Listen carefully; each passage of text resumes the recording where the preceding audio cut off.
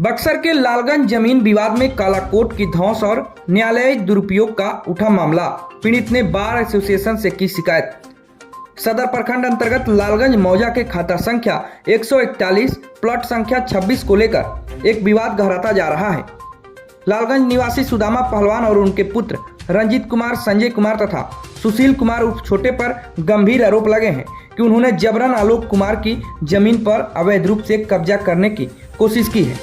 मामले की गंभीरता तब और बढ़ गई जब कब्जा करने के इस प्रयास के दौरान प्रशासन के समक्ष एक अधिवक्ता ने काला कोट की धौंस दिखाते हुए सरकारी आदेशों को न मानने का दुस्साहस किया।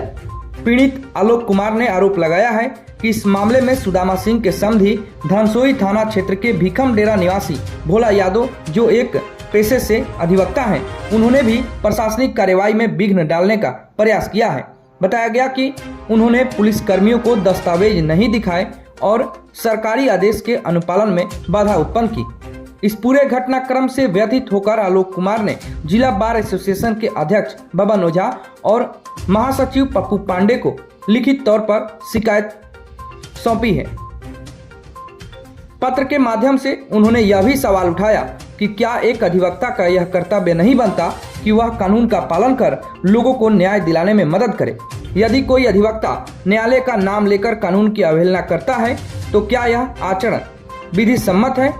इस पर प्रतिक्रिया देते हुए जिला बार एसोसिएशन के अध्यक्ष बबन ओझा ने स्पष्ट रूप से कहा कि यदि कोई अधिवक्ता काला कोट पहनकर कानून की आड़ में गलत गतिविधियों में संलिप्त होता है और प्रशासनिक कार्यों में बाधा डालता है तो यह न केवल अनुचित है बल्कि यह विधिक मर्यादाओं का खुला उल्लंघन भी है।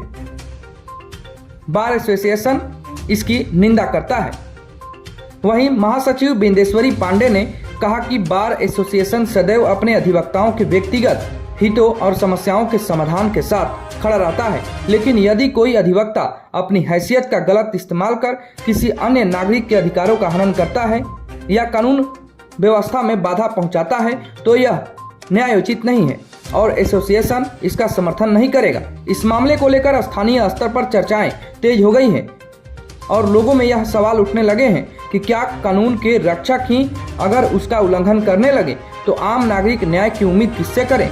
इस पूरे प्रकरण की निष्पक्ष जांच और आवश्यक कानूनी कार्रवाई की मांग की जा रही है ताकि अधिवक्ताओं की गरिमा बनी रहे और आम जन का कानून व्यवस्था पर विश्वास मजबूत हो।